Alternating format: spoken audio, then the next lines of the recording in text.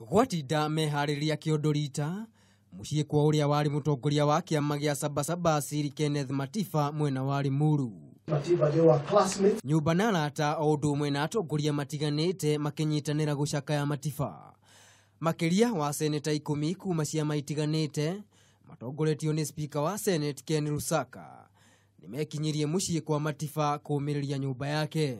We do things for people to know, but there are things we do that are hidden and that can give greater blessings to all of us and to the country. I know that he has gone to be with his colleagues whom they fought very hard for this country for us to enjoy what we have today.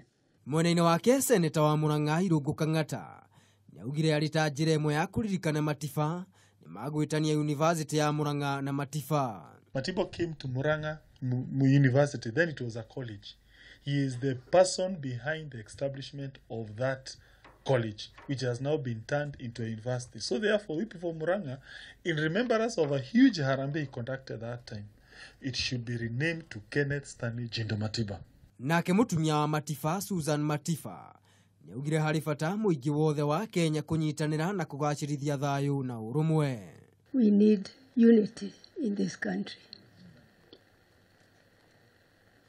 We need to feel